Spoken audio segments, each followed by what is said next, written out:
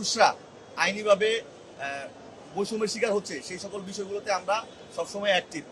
এবং এই ক্ষেত্রে আপনারা যেটা বলছেন, আমরা শুরু থেকে আপনারা দেখবেন এইড ফর ম্যান ফাউন্ডেশনের আপনারা পত্রপত্রিকাগুলোতে সার্চ দিয়ে দেখতে পারেন, যখন রাকিবের এই ঘটনা প্রকাশ পায় আমরা সাথে সাথে আমাদের রেজিস্টার অর্গানাইজেশন আমরা রাকিবের সাথে যোগাযোগ করি, তার সাথে দেখা করি এবং তার প্রবলেমটা আমরা জানতে পারি।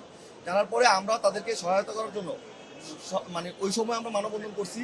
পাশাপাশি এই আইনজীবী অ্যাডভোকেট ইশাদ হাসান, উনি আমাদের সংগঠনের ল মানে আইন লিগ্যাল অ্যাডভাইজার, এবং ওনাকে আমরা অনুরোধ করি এবং উনি অনেকটা ফ্রিতে এই মামলাটা লড়াই করে।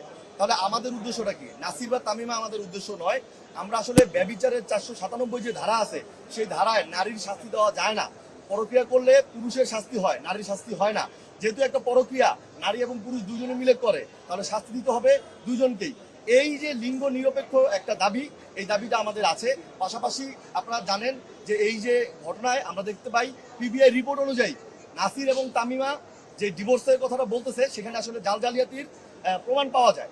তো আমরা চাই যে এই যে অনেক প্রবাসীরা আমাদেরকে ফোন দেয়, আমাদের অর্গানাইজেশনের কাছে নক করে যে তাদের স্ত্রীরা পরিপূর্ণভাবে ডিভোর্স না দিয়ে অন্য পুরুষের সাথে পালিয়ে যাচ্ছে, বিয়ে করছে, যার কারণে তারা ন্যায় বিচার পাচ্ছে না। এখন প্রবাসীর মামলা করতে পারে না, তারা এই বিষয়গুলো বোঝে না।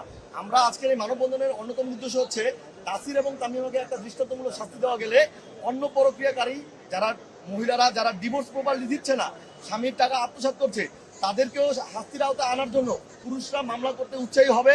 পাশাপাশি দেশে একটা ন্যায় বিচার প্রতিষ্ঠা হবে এবং সরকারের কাছে আমাদের আবেদন হচ্ছে যে একটা লিঙ্গ নিরপেক্ষ আইনের মাধ্যমে নারী পুরুষ যেই অপরাধ করবে তাদেরকে সমানভাবে, লিঙ্গ বিবেচনা নয়, সমান শাস্তির আওতায় আনা হোক, এটা আমাদের দাবি।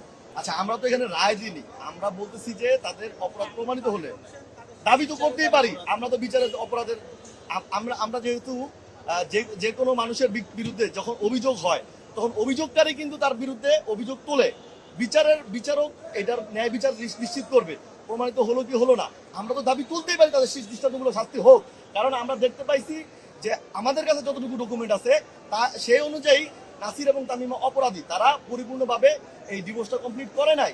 আমরা ডকুমেন্ট পাওয়ার পরে আমাদের সংগঠন এই বিষয়ে মুভ করেছে। এখন আপনি বলতেছেন আমরা তো রায় দিচ্ছি না, আমরা দাবি তুলতেছি।